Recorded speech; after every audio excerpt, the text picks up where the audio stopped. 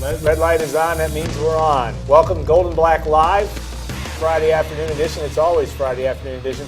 I got to get used to kind of doing this thing at an angle here. I got to turn. This is my good side, so that's a good thing. But welcome to the show, Stacy Clarity, Brian Newbert. I don't have a good side. I didn't hear any response to that good side thing, but that's okay.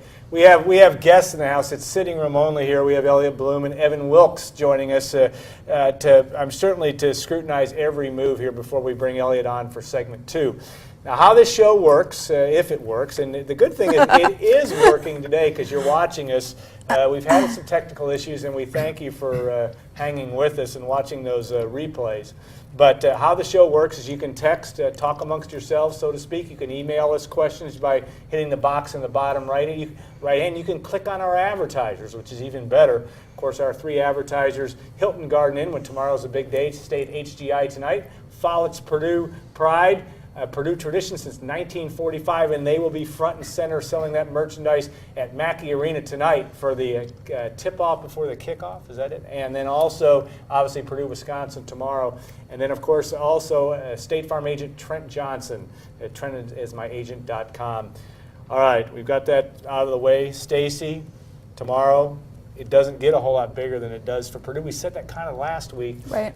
So we're going to kind of disregard what happened last week to some extent, though my guess it's going to get into the conversation. But really a big game for Purdue tomorrow in Ross-Ade. Yeah, and I had asked Danny Hope on Tuesday, do you think this is kind of a make-or-break game for you guys in terms of the season? And I didn't expect him to say yes because obviously there's a lot of games yet to be played. But for me, I think this can be that kind of situation where it is the kind of, we'll see where the season goes from here, because I think that's what this game can be. If you beat Wisconsin, obviously you're feeling good about where you are in the leaders division, and then you're going into Ohio State. If you lose this game, when you just look at what's coming up, I would be worried of how the season can maybe spiral kind of out of control depending on what happens on Saturday. So I know we have people asking already, is this the biggest game since such and such?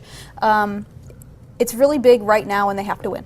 I'll say that. It's the biggest game since last week, Since right? last week, absolutely. Yeah. It's the exact same conversation we had last week. I think last week it was more of a matter of let's see what Purdue's made of. Obviously, the result was not good. This week, it's more a matter of you kind of got to get this one now, because if you lose Saturday, you're going to Ohio State. If you lose at Ohio State, which a lot of people will predict Purdue to lose at Ohio State, myself included, then all of a sudden you go to Minnesota. If Purdue's 0-3 in the Big Ten, how many people picking Purdue at Minnesota? You know, this is an important game in the sense of you don't want to get too far behind the 8 ball here. And obviously this is, if you want to go to the Big Ten title game, this is a pretty important one to have, because if you end up in a tiebreaker situation at the end of the year, you want that tiebreaker over Wisconsin. So this is it's a huge game, yeah. When Tootie asked, is it the biggest game since Wisconsin 2004? We were saying that last week. I was comparing it more to and it ended up kind of turning out right, I guess, Ohio State 2007, only because Purdue kind of laid an egg in that game like they did last week. And there was kind of that same show-me type thing where in 2004, Purdue was ranked 5th in the country at that time, and through about 57 minutes of that game, all was relatively well.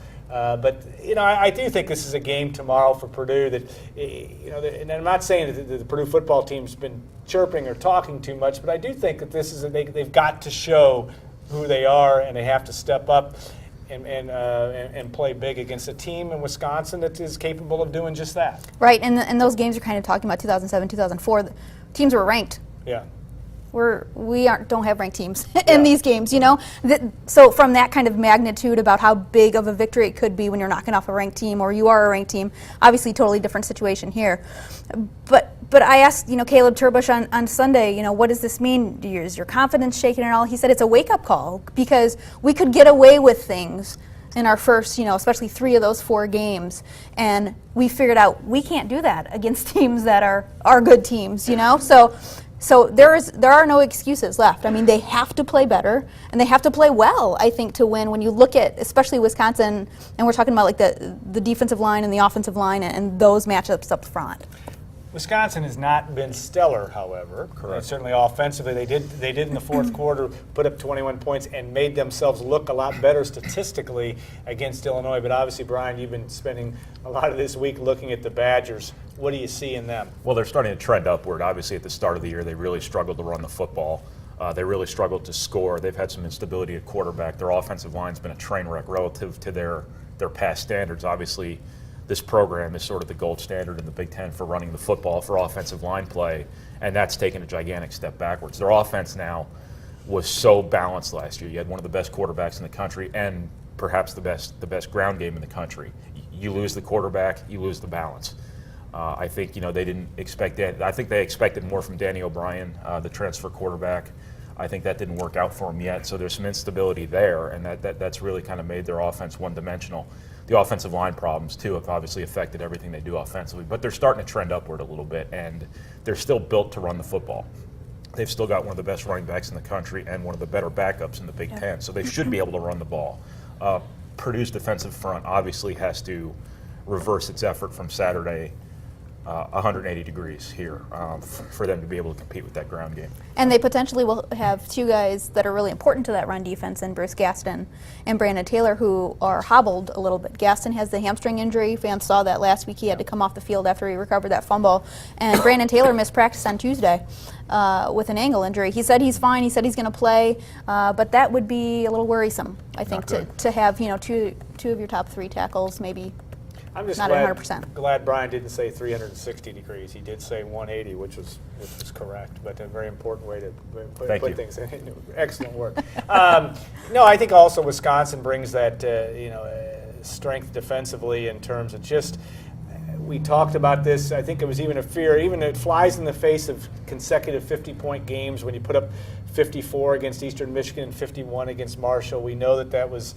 There's some things in there that caused that to happen, but the fact of the matter is Purdue's struggling to score, and that's the thing I think is the elephant in the room about this football team.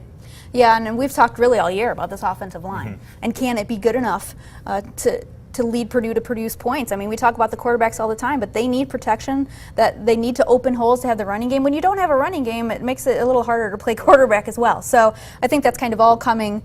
It all comes back to the offensive line. And when you look at Wisconsin's defense, Gary Nord said this week, they don't blitz a lot. They're not going to bring a lot of extra pressure, but that's because they don't have to. They have a really strong, big defensive front with those front four. Their linebackers never leave the field, and they are some of the best players in the Big Ten as a group.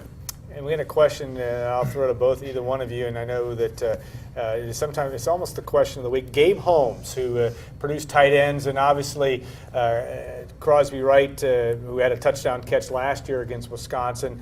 Gabe Holmes had a catch or two last week. Still not as involved as we were maybe led to believe, maybe for a number of different reasons.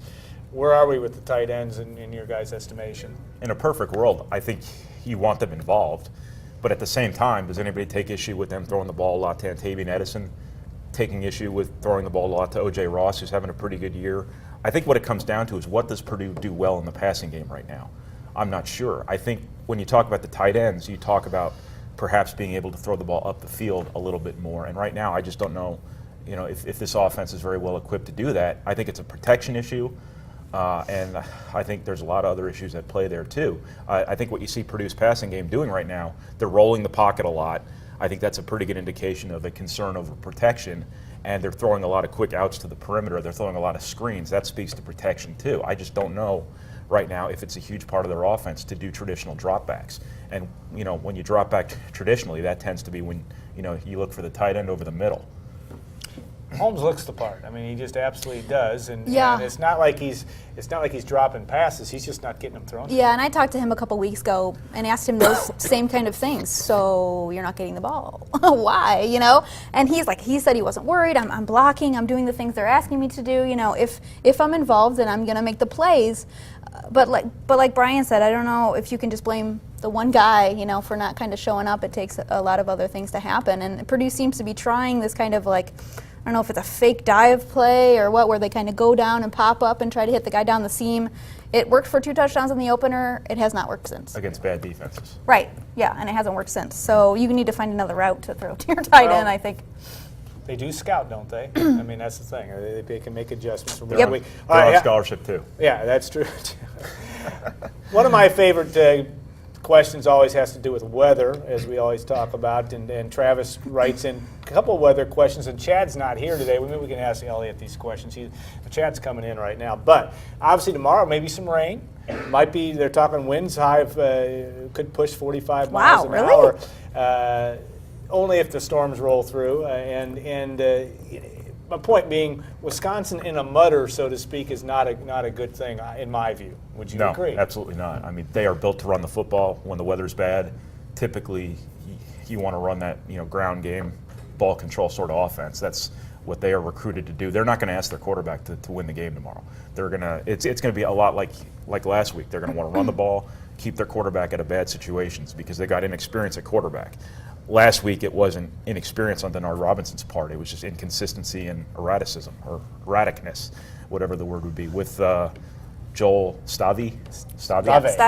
No, it's V. Joel Stave. Obviously, he's only a redshirt freshman. He's only got a couple of games under his belt here. So what Purdue's going to need to do is, stop that running game on first and second down, try to put him in unfavorable downs and distances, and then know where Jared Aberderis is.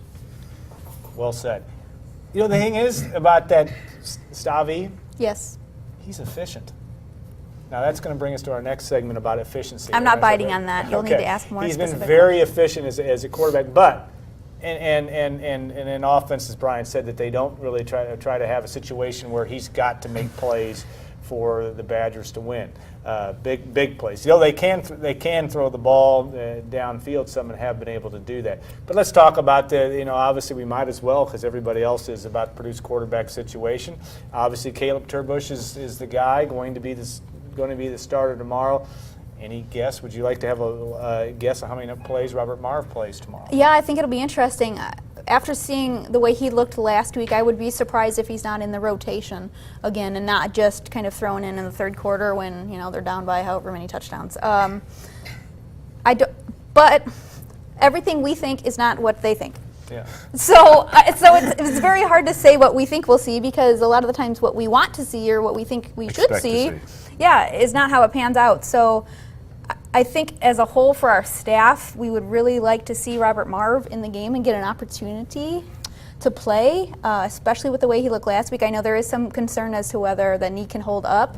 My personal opinion is he wants to play. He's out there. He's sacrificing something to play. Let him play until his knee snaps. Well put. That makes it sound a lot worse than Well, I mean, I think one thing they but in did- all one thing they seriousness, I said- mean, if he thinks he's okay to play, he did a stutter step, he was running around, he looked good.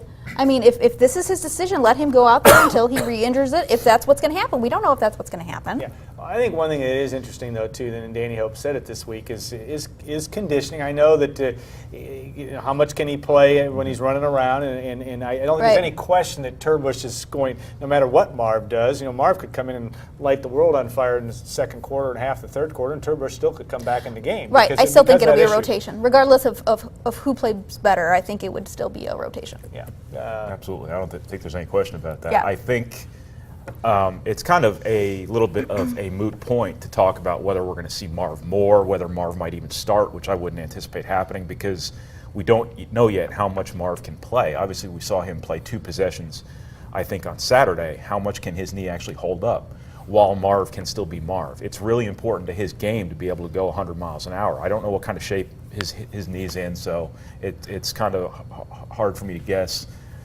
how much he can actually play, but until we know, it's almost kind of a moot point to say play him more. Yeah, and I think that's maybe the crux of the issue of what the coaching staff has been saying. They just haven't really said it that way, and then maybe that's been part of the problem.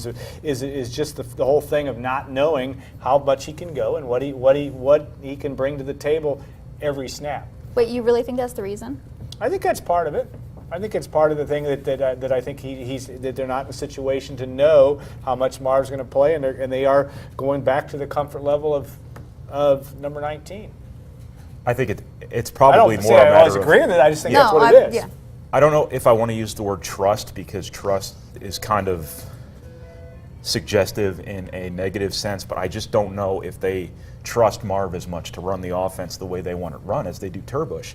You still hear them talk an awful lot about the importance of what a quarterback has to do before the snap.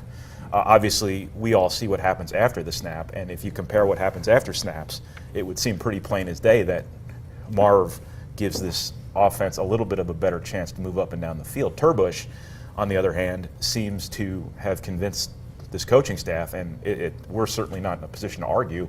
We don't see practice, but he makes all the right calls at the line for the most part. Obviously we talk a lot about turnovers. Turbush has been a lot more turnover prone than he was last season. That's been probably the biggest disappointment in his play this season. But I think they just trust Turbush more to not, do something crazy. And I still think Marv has a little bit of loose cannon in him. I think, I don't know if you really saw it all that much Saturday, but you did see him run out of bounds for a 6-yard loss when he could have just thrown the ball away in the red zone. That was a pretty damaging loss. I think little stuff like that Robert Marv does, I think really works in Turbush's favor here. Okay, last question we'll take before the segment on where in the world has Rob Henry gone? Somebody asked, and he's still there. He still played last week, and Yeah. my guess is he'll play again Saturday in some situation, but depending on what that is. Yeah, Gary Nord said that he's healthy. He's 100%. It's not a health issue with Rob Henry. Yeah, I think it also has been a little bit of a function of this offense being able to get confident enough, and maybe it gets back down to indirectly to protection issues, just being able to put him in a situation where he can do the job in the Wildcat. It almost is a flow thing from my standpoint. Yeah, and I think they have a plan going in. So if you only get 6 plays off in the first quarter or the first half, then they don't get pushed back. Right. And I think that's kind of some of the things that they have said is that, well, we plan to play him at such and such a point, and if something goes wrong, I don't know if they adjust the plan necessarily. Yeah. Also, when you're down 21-0 change at the end of the first quarter, I don't know if you really want to be running the option. I don't know if that's your best option, so to speak. But I think if they find themselves in a situation where they're having a hard time running the ball, their inability to run the ball affects everything they do offensively. If they find themselves in having a hard time getting anything going on the ground, and they think perhaps Rob Henry could come in and loosen things up a little bit, I think you'll probably see him Saturday. Yeah, I think that's where we get down to that flow and continuity thing that we've been talking about. So we're gonna boot Stacy off here and bring Elliot in for segment 2. You stay tuned, get your favorite beverage of choice, and come back and join us in 2 minutes on Gold and Black Live.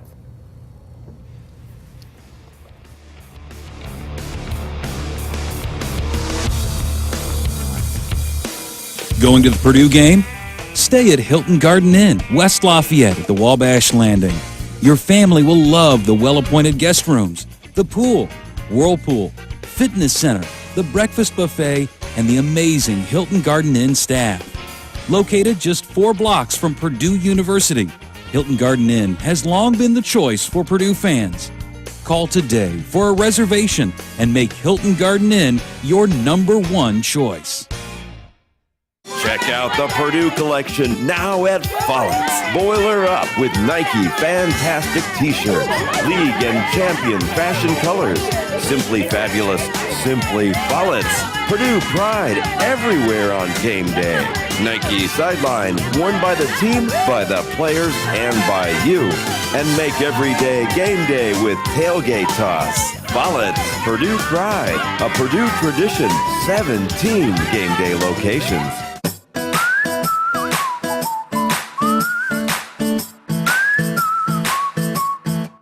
Wouldn't it be great if we could all rest this easy? Well, when it comes to meeting your insurance needs, you can. State Farm agent Trent Johnson is there to get you the coverage you need and the discounts you deserve. Home, car, life, even financial services. It's just part of being there. Call or visit Trent today. Like a good neighbor, State Farm is there. Friday Night Frenzy. It's about tradition. It's about pride. It's about rivalries. It's about commitment. It's about teamwork. It's about the action of the game. On Friday nights, when area high school teams hit the field for the game, our team hits the field to get you the scores, the highlights, and all of the action. Friday Night Frenzy, a high school tradition.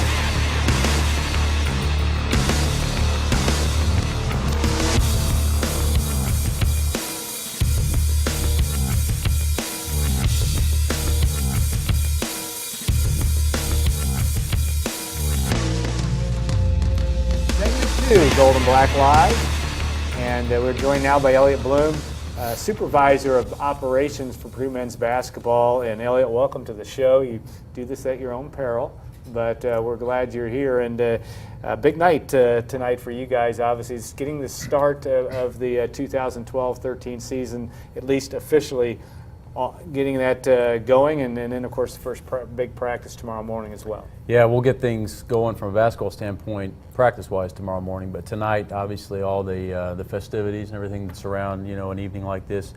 It's an exciting time for our guys, exciting for the staff. I think they're at a point where we've had a really long off season compared to other off seasons with the trip to Italy and the practices that coincided with that.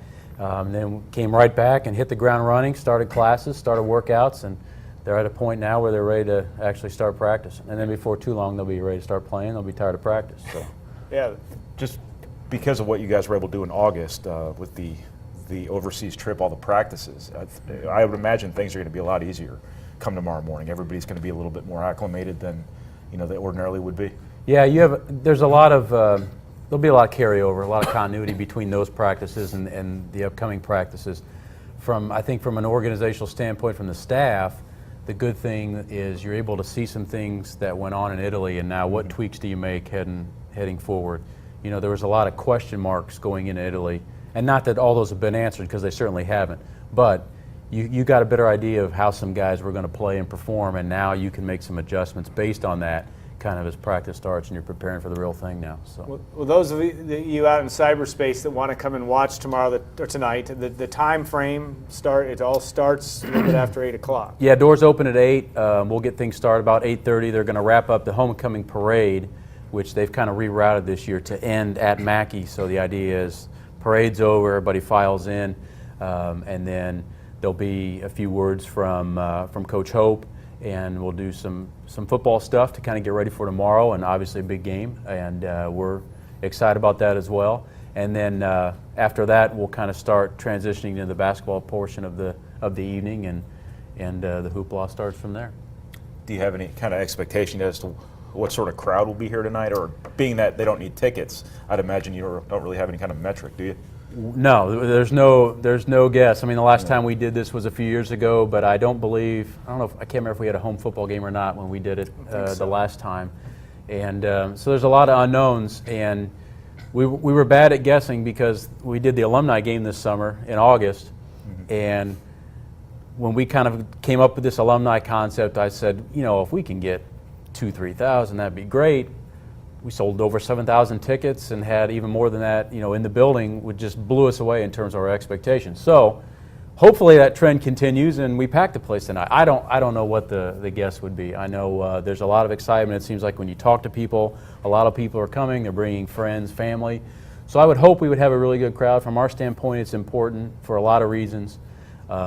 Recruiting, just enthusiasm for our guys. They see that fan support, and it makes them feel good about the fact that they play at Purdue, and they know that that when they step on the floor in Mackey, they're going to have that kind of backing. So it's important we get a crowd for a lot of reasons. And Coach Painter said it when we did it the last time 4 years ago. He said we'll continue to do it as long as we have good support for it. And if you come out and there's 4,000 people there, then you have to start evaluating whether or not you want to do it. I'm not putting any pressure on anybody to show up tonight, but that's just kind of the reality of these kind of events. So. Well, and historically, you've been in that 6,000-7,000 range. There have been years where it's approached 10, and it's going to be interesting to see. It is going to be a good night for being out and about, so to speak. Oh, I was just going to say, this show alone will get you 5,000 to 6,000 people. No question. Like We're that. expecting that bump. It's similar to the. Do they have a term for that? It's kind of in political The Gold and terms. Black Live bump. GDI bump? Yeah, I think that's what it is. I think the check's still in the mail from that standpoint too.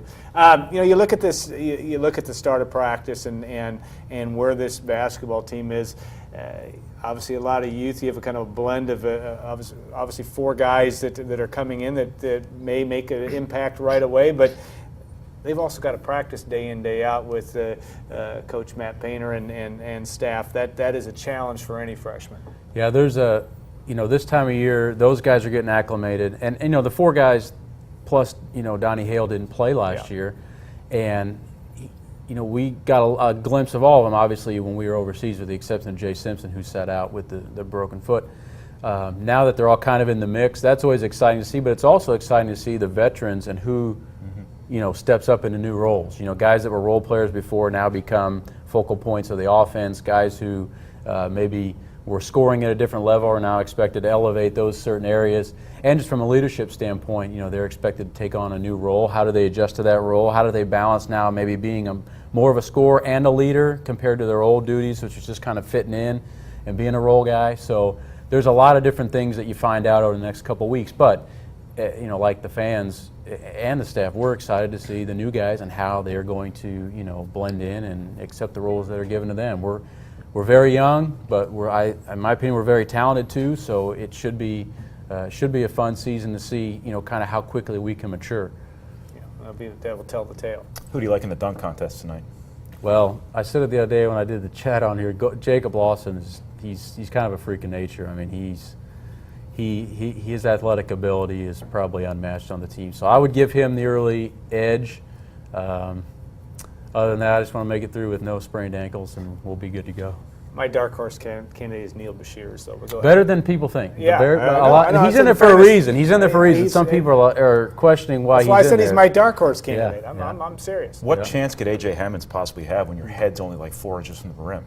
Yeah. Well, A.J. was wavering on whether or not he wanted to dunk yesterday, so we may make a last-minute change with Big A.J. So I would, if you have the office pool going on the dunk contest, I wouldn't let anybody pick A.J. There may be a change Insider there. information right there. And I saved that nugget for the show. So. Yeah, all right, we appreciate for that entertainment very much. purposes only. We need all the nuggets we can get. All right, we do have some questions, and one of them, Purdue picks to finish 9th in the Big Ten by most magazines.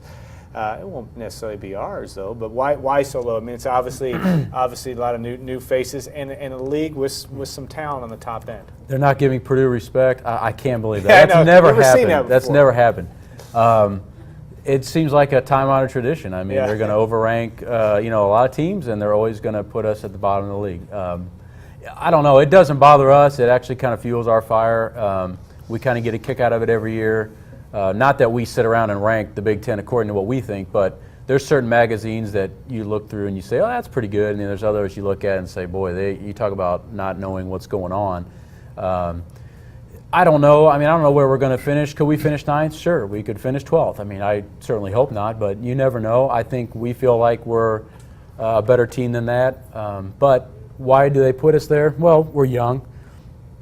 We have a lot of guys who we think they're very talented, and if they would have committed to Duke or Carolina or Kentucky, they'd be ranked a lot higher in all those recruiting rankings. The bottom line is, if you commit to Purdue, you're not going to get the respect that some of the other recruits get. So we feel good about our team. We certainly feel like we can exceed the 9th place expectations that some have on us, but I think it's always a product of youth. It's easy to and the Big Ten's very good. I mean, let's face it.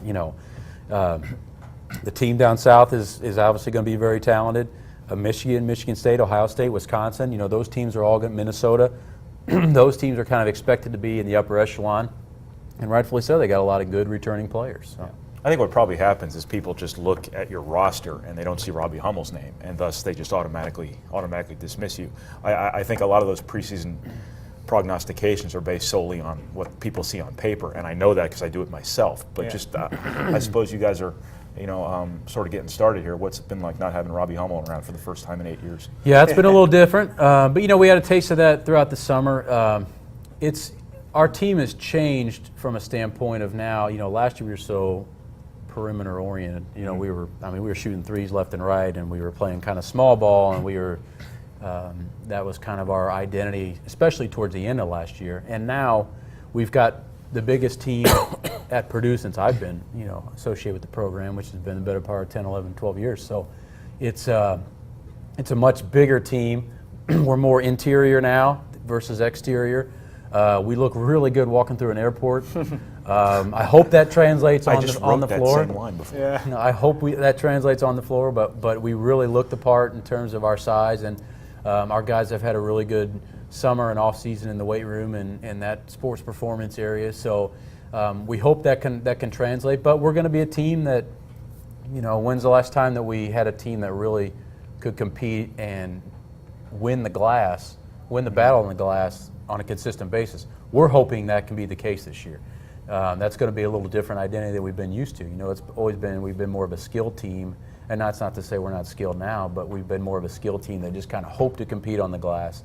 And I think now we will go into games expecting to compete on the glass. I mean, a question about just Matt Painter and his desire to have, you know, sometimes coaches like to start over. You don't want to start completely from scratch, but to have new blood. Talk about that from a coaching staff perspective, and maybe what that brings to revitalize folks. Yeah, you'd love to have a Rob Hummel around, but you don't, and that's part of making things work. I think that's one of the things that Coach Painter's among the best in the country at. I think he is able to take a team, figure out what the strengths and weaknesses are, and adjust offensively and defensively, schematically, philosophically, to the pieces he's given and get the most out of it. I mean, last year it probably took us a little longer than in past years to kind of get that figured out. But when he did, we went on a really good run towards the end of the year. And I just think he's great at it. I think he's close to unmatched when it comes to taking a team and being able to get the most out of things. He could coach North Carolina. He could coach UNC Wilmington. He could coach a D2 team, a D3 team. You could get 5 guys from the parking lot, and you give him a few days with him to find out their strengths and weaknesses, and he's going to make that team the best it can be in any competitive situation. So I know he's excited about that challenge. I think that's part of the beauty of college basketball. Is every year you have to kind of reload and get to know your team again a little bit better and figure out what's different about this year versus last year, and kind of add those wrinkles and move forward. So this year we just have a lot more wrinkles to add. But I think he really enjoys that challenge, and I think he's very, very good at it. I look forward to reading on Twitter later that Matt Painter's leaving for UNC Wilmington. On a side note, A.J. Hammonds is the largest Purdue player who can actually play since maybe Joe Barry Carroll. I don't know. Matt I mean, just from us. Well, who can actually play. No, he could how play. How about Brad Miller? How big was Brad Miller? Brad's like 6'10". Brad was pushing 7 foot. AJ is How tall? he's is a he? legit 7 foot. Yeah, he's a legit 7-footer. I mean, he'll dunk the ball, and I wonder if he jumped over a dime to do it. I mean, it sometimes looks like he still has his feet on the ground when he's doing it. He has long arms. He's very skilled. People that have seen him since he's left, the Indianapolis area, and then obviously was at Oak Hill last year, have just marveled at how far he's come physically. And I've even talked to you about it. You've noticed the change. He's a lot more slender than he was when he came in. He's moving up and down a lot better than he was. It's just and this is true to any freshman, the pace of the game changes level to level. And I've talked to guys. Yesterday we talked to a guy with the Pacers. He said one of the biggest changes when you move. Clark Kellogg came up and spoke to our team, and he said what he deals with the Pacers, he kind of helps those guys transition from college to the NBA. And he said the biggest challenge is you're not the best player on your team anymore. It's the same thing when they go from high school to college. Every time you make that jump, you're used to dominating. You're used to be able to get your shot off whenever you want. Just AJ was used to just being able to score because he was 7 feet tall. Well, there's other 7-footers now, and there's other guys that are as big as you physically. So all those advantages, you can still use them, but they're not a given anymore. You have to add the other things that go with it. So it's getting all those freshmen to understand that. So that's kind of where we're at with all of it. Your Midnight Madness thing tonight, the tip-off for the kickoff. This is the first time your freshmen are probably going to get cheered, as members of Purdue. So often now kids hear how great they are, and I know it's kind of coaches' responsibilities to remind them they kind of suck. Do you? Is that something that's going to be a priority as practice starts? Matt's going to have to really get on them and remind them that that they're not walking in here with the keys to the city. Yeah, I mean you always remind them that there's guys they're going to be playing against that have the same accomplishments they have. They've all won state titles too. They've all been Mr. Basketballs or first team all leagues or first teams all states, and it's pretty much the same. Especially when you get into conference season, that's the way every roster's got is like that. So there's a little bit of a humbling process, and sometimes some of our guys have been humbled already. I mean, whether it's running the mile for the first time and not making it, or whether it's in a drill getting embarrassed by an upperclassman, which the staff loves, by the way. But it's that kind of stuff. They've already had a little taste of that. Getting beat in Italy was a great eye opener for those guys. The team that beat us in Italy wasn't they weren't world beaters. I mean, we should not have lost that game. But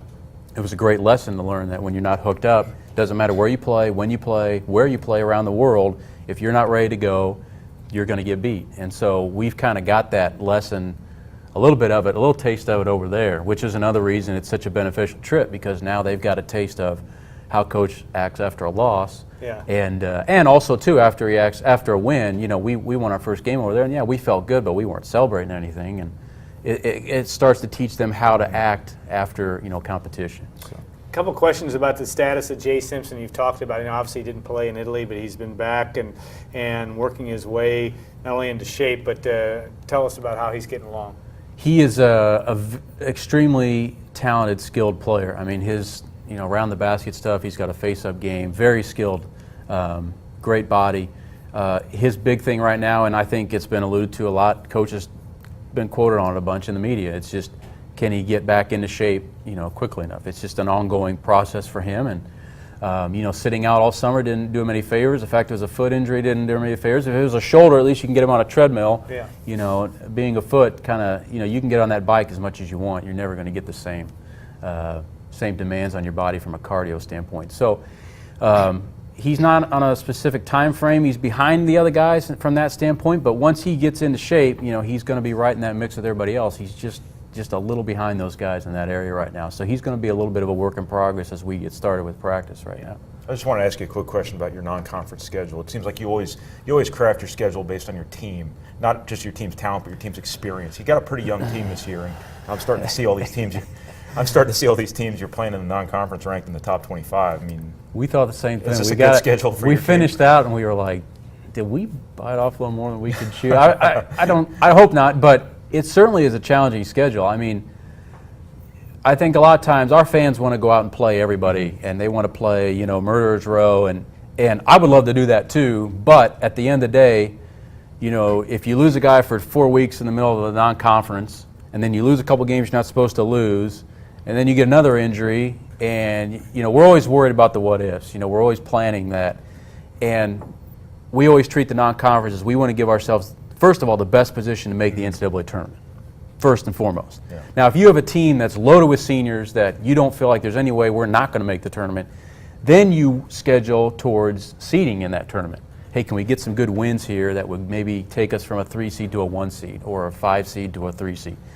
So that's kind of how the philosophy we take. So getting in that tournament's first and foremost. Now, this non-conference, certainly when we go to New York, well, our opener against Bucknell is going to be an unbelievably challenging game. I mean, they won 25 games a year ago and returned the entire team. I mean, they're going to be one of those teams that are going to be Cinderella picks in the tournament this year, guaranteed. They have a very, very good team. They have an NBA center. I mean, it's going to be a dogfight for us on that opening night. But then you go to New York where you have, BCS teams out there. You've got Xavier here. You've got West Virginia here. You go to Clemson. You've got Notre Dame and Indianapolis.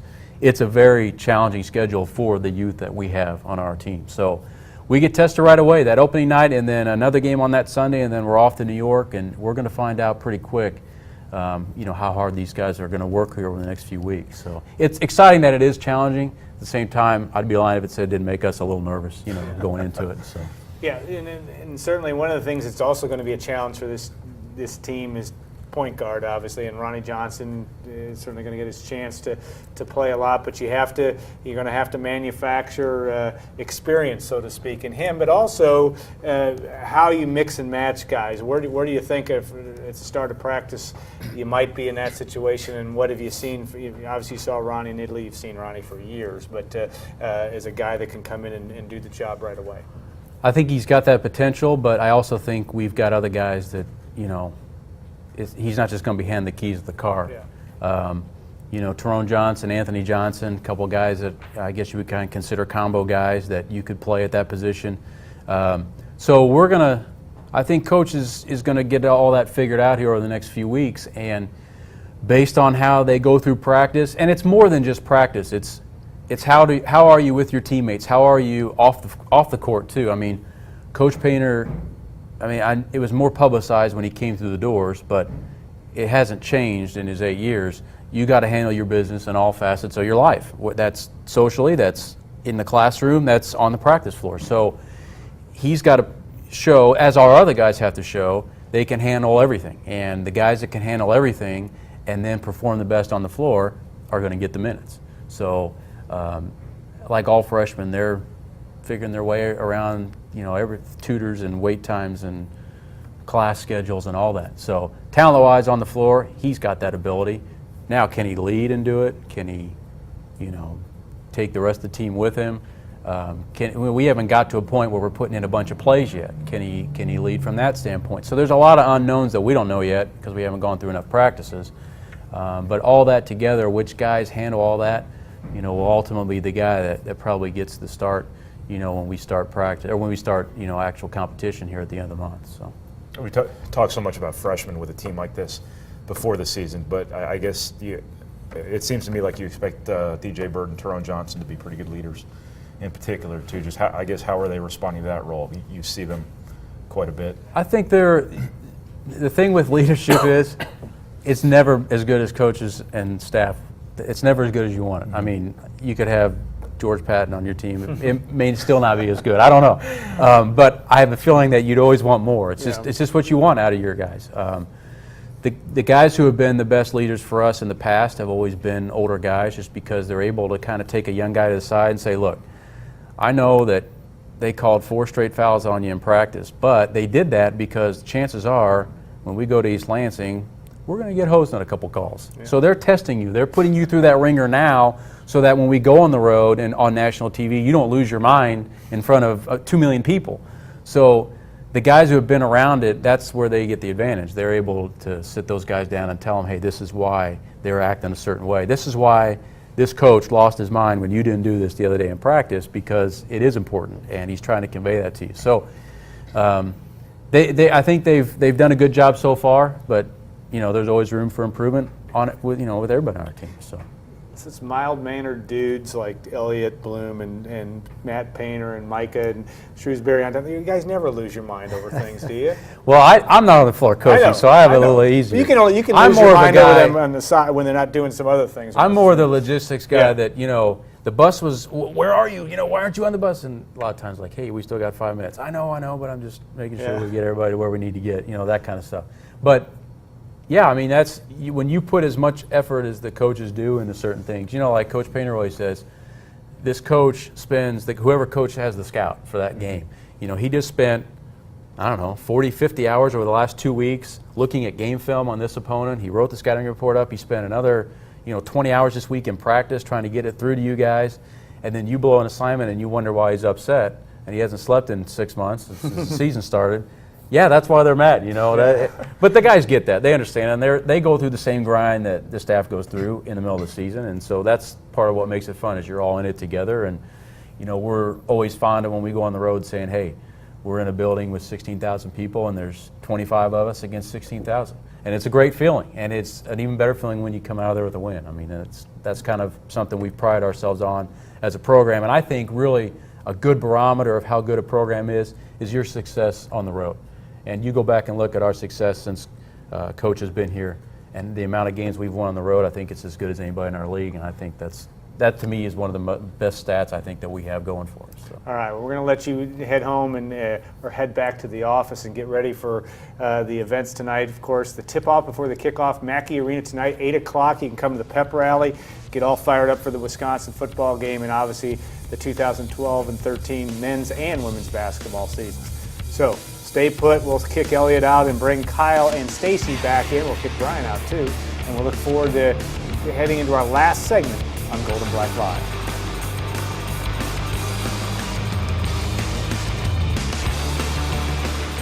Purdue collection now at Follett's. Boiler up with Nike Fantastic T-shirts. League and champion fashion colors. Simply fabulous. Simply Follett's. Purdue pride everywhere on game day. Nike sideline, worn by the team, by the players, and by you. And make every day game day with Tailgate Toss. Follett's Purdue Pride, a Purdue tradition, 17 game day locations. Going to the Purdue game? Stay at Hilton Garden Inn, West Lafayette at the Wabash Landing. Your family will love the well-appointed guest rooms, the pool, whirlpool, fitness center, the breakfast buffet, and the amazing Hilton Garden Inn staff. Located just 4 blocks from Purdue University, Hilton Garden Inn has long been the choice for Purdue fans. Call today for a reservation and make Hilton Garden Inn your #1 choice.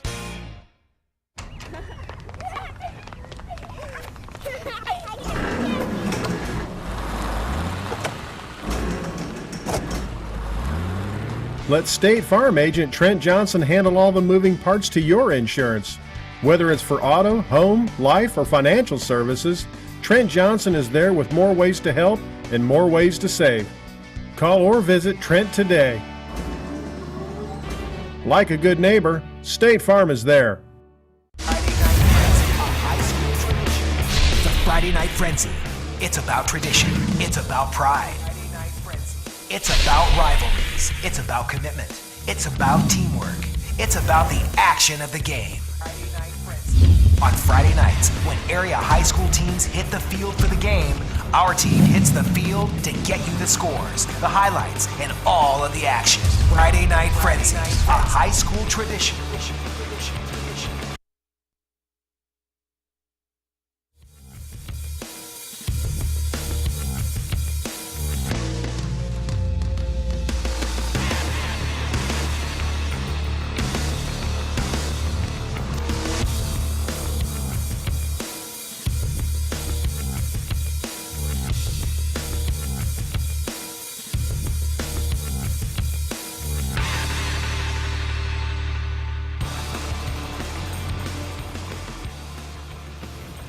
Welcome back. Segment 3, Gold and Black Live. Stacy Clarity joins me with Kyle Charters on the far right.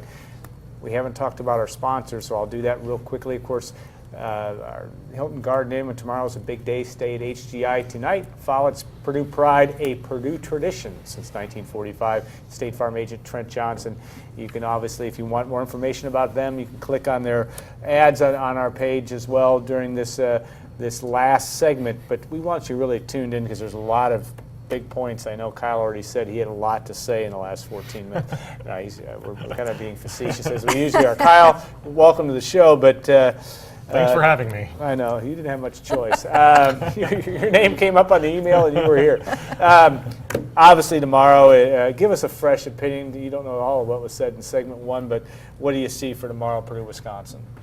I probably don't have a fresh opinion, but, I just think that Purdue needs to show something offensively. I mean, it's been the same story, against these better opponents. And, what worries me about Wisconsin is yet again the front. And I know they're not going to do anything exotic defensively, it doesn't sound like, but those 3 linebackers who we've talked about are very good. And Purdue's offensive line has had trouble clearing passageways for running backs and keeping the quarterbacks from having to roll right, it seems like. And, to me, it just will all come down to whether Purdue can move the ball offensively and score enough points. I think Purdue's defense will rebound a little bit tomorrow because I think that Wisconsin's offense is more suited to be stopped. I don't know if that's the way to put it, but it's not traditionally an offense.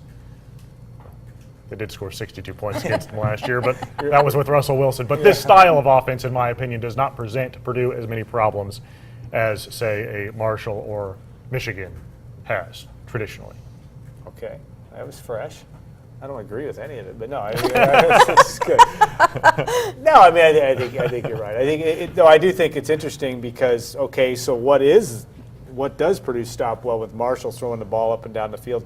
Michigan really kind of ragtagging it, but running the ball up and down the field. There are some equal concerns there in terms. Well, I think you got to get turnovers. I mean, I don't know if it's going to be a Purdue defense necessarily that's going to start holding opponents under 200 yards total a game, but I think that you can pressure the quarterback, in this case a young quarterback, into making some mistakes, and then you've got some good corners if they're healthy enough to make some plays out there to give your offense.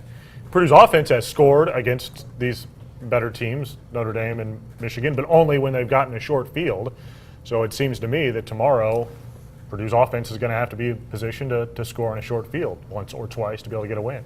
And when Chad rolled in here, Chad Evans, who you can read his blog on WLFI.com and also watch him on WLFI.com, said that the storm, I'm not going to ask you a weather question, I'm just stating that the weather could come in anytime between 10 and 2 tomorrow, and if that could make for an interesting afternoon if you have some rain showers to deal with.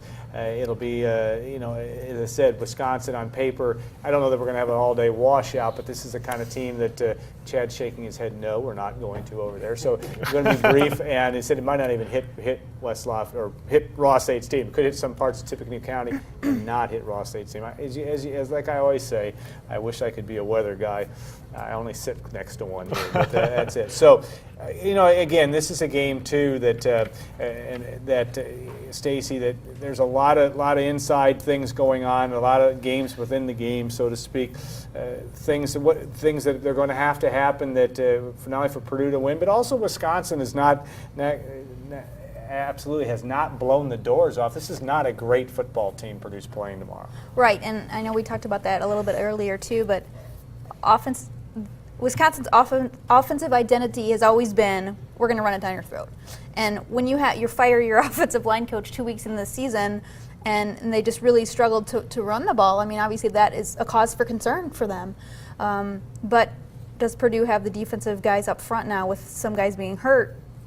If Purdue was at full strength defensively, especially on the line, I would feel a lot better about what they would be able to do to stop that. For me, what's really interesting, I think, is like Kyle had said, is what can Purdue's offense do? And when you look last week against Michigan made some changes that really made it difficult for Purdue to do what they wanted to do, kind of their bread and butter plays. And they took those front four guys on defense and tightened them up in the alignment. And Purdue could not run in the interior. And instead of adjusting then and saying, well, maybe we should run kind of outside, they didn't, at least for that game. And then Michigan pushed some guys up on Purdue's receivers and said, okay, we're going to try to take away those short throws, and if you can get by us, okay. But Michigan felt good with their speed outside that they could maybe negate that as well. So I don't know why teams wouldn't try, and granted, it depends on your personnel. Use that formula, make Purdue do things that they aren't used to doing, take away what they really love to do, and make them beat you another way. And maybe Wisconsin doesn't have the speed on the perimeter to keep up if Purdue was able to get by them. But I would think that, okay, make them, how many times can they beat you deep? Yeah. Make them show that they can beat you deep. And Michigan stopped the run with just 5 guys in the box, basically. I mean, they were basically out there with 5 or 6 DBs on every play, 5 guys in the box, and, Purdue still couldn't run the ball. So, you would think that Wisconsin's going to leave their linebackers on the field the whole time because those guys are good. But, I think they probably saw something there that they can use to their advantage. One question, and we're outside of Elliott Bloom questions about what a cool guy he is. We won't hit that. But why do so many people hate on the inside zone read run play? And I'm not sure I even know how to answer that one. Any thoughts on that? What people are we talking about? I think the play is fine if you can block it. Yeah. I mean, are they talking about? Tell me what they're talking about. Just the inside handoff with the quarterback. With the quarterback read. Yeah. I don't know if he means they hate on it that Purdue should run it more than they do. Jared, resend your question. We might be able to answer it. Also, is Purdue's offensive line so challenged? I'm not going to read it verbatim. And they can only throw 5 to 10 yard passes. Why are there no downfield plays? I would like to take this one. All right, go ahead. I think it's a combination of things. I mean, we've in a year and a half not seen any Purdue quarterback, whether it be Caleb, Robert, or Rob, throw the ball down the field accurately. That in combination, the fact that you don't have a big receiver who can go up and get it, and you don't have an offensive line who's pass protecting, you can't throw downfield. They're not trying because they can't complete it, in my opinion. They just can't. You're giving up a down. Now, they should try. You have to try to get the ball 15 yards downfield. I think that would be a start. Yeah. I think most people are talking about throwing a bomb down the sideline. I've seen no evidence from any one of those 3 aspects that tells me they could complete that pass. You do have to complete a 15 to 20 yarder to loosen up that defense a little bit, though. Because if you don't, it just teams like Stacy said are going to do exactly what Michigan did. Press you up and force you to make some of those throws, and Purdue's just not doing it. And we've heard that Purdue's receivers are more physical this year. I think that's shown up a little bit when they're blocking on the edge for those screen passes. You know, the other guy who's out there is kind of trying to block. But I don't know if we've seen it in terms of being able to use your hands to break the press coverage. Yeah. And that's where it shows up. You need to be able to not just make a move and get by a guy. If he's putting his hands on you, you need to get off of him and then get in your route pretty quickly. And that's the thing. If you don't get protection, how many seconds do you have to let that route develop? And I asked Caleb Turbush on our Audibles video this week, what's the percentage of rolling out or doing those quick passes? He didn't have a percentage for me, but I'm sure if we go back and look, it would be pretty high. One guy that's interesting that I'm just stream of consciousness here, but Delapo McCarthy. We have not seen him. Not since the Notre Dame game, really. And he sure was intriguing in the Notre Dame game just because he came in and made 2 plays. And I know he's not necessarily a deep threat, but he is a big target. It'd be interesting to see. I don't know if we heard anything about his You just status. wonder maybe where he's at from a wide receiver development point of view and his route running and things, because the 2 catches that he did make looked like, you know, when Ross came out of that game with a cramp or something, I think, just briefly, and immediately they threw 2 passes to McCarthy in a row. They were I think they were the same play, where he didn't run a route, they just threw it to him on the sideline. He was able to make a couple moves. So, you know, I haven't heard anybody specifically say this, but, you know, he's only been a receiver for a year. It seems to me that perhaps, you know, his just development as a receiver, as a route runner, you know, makes Purdue feel like they shouldn't put him in there for a tremendous amount of snaps. Well, and what's wrong with the production they're getting out of their 3 starting receivers? Nothing. I mean, those guys are playing really well. So he's taller, but the tight ends are tall. And they haven't gotten the ball either. I think I would rather see Gabe Holmes and Crosby Wright get a pass before McCarthy. No offense to Lapo if you actually watch this show. He's not watching right now. But do you know what I mean? Yeah. So it's like, it'll be interesting. We haven't talked about Ralph Yeah. Bolden, and Gary Nord said on Wednesday he's playing.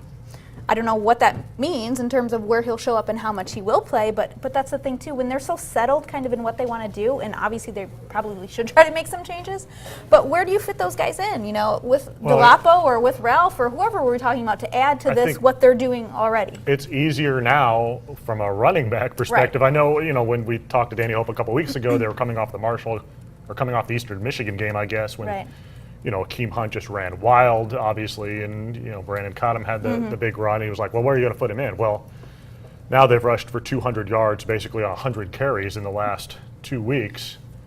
So why not? I mean, no, I'm not saying he shouldn't play, but do you know what I mean? It's like we're saying, okay, get this guy and get that guy in.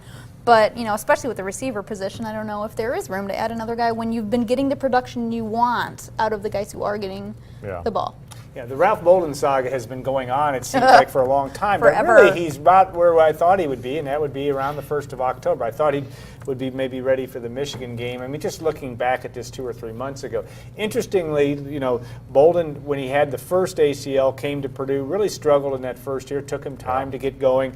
Then he came back after the second one in Middle Tennessee, had his best rushing game. I understand the competition in terms of yardage last year. It's going to be interesting, very interesting to see what kind of production they get out of Ralph Bolden from the get-go. I think he can do more than just yardage. I mean, you know, Keem Shavers is better in pass protection than he was when he first came here. But Ralph has a real knack, and he really has since he first arrived, at picking up blitzes. And when you're having some offensive line problems, you know, that it only takes a play or two where you're picking up a block and buying Turbush or Marv a little extra time, and maybe you get one of those passes that opens things up a little bit for you. So I think when we judge Ralph, if he plays, you know, if we judge him on Sunday, you got to look at it more from just, you know, a yardage point of view and how many carries he actually He's got. their most complete back. Yeah. And when he's healthy. Well, Danny Hope said that too.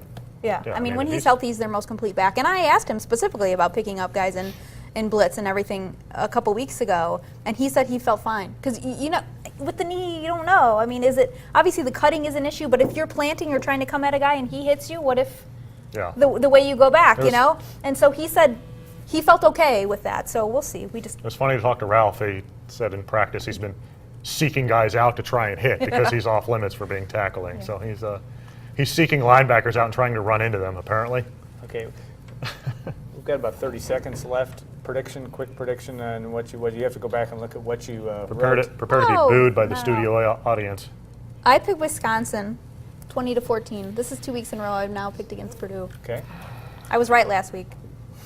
I got Wisconsin 20-10. I have Purdue 20-14, so at least we're on the same wavelength. But that's just because I have to balance things out. No, I do think Ryan also picked Wisconsin this week. and I'm a big believer that in the Danny Hope Resiliency Act, and that the Boilermakers will come back and surprise at least us. Maybe not the odds makers. Although that line has moved again. It has to Purdue favored by a point. Oh, back to a point. So we'll see what shakes out. All right, we'll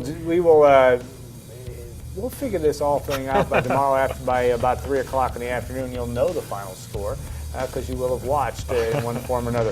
And thanks, Stacy and Kyle, for joining us, and we will look forward to seeing you next week on Gold and Black Live.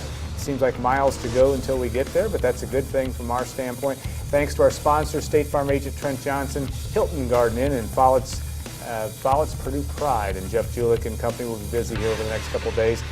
And also thanks to Kurt and to Kim and to Gordon and everybody, Lydia back at WLFI for all their help today. We'll look forward to seeing you next week on Gold and Black Live.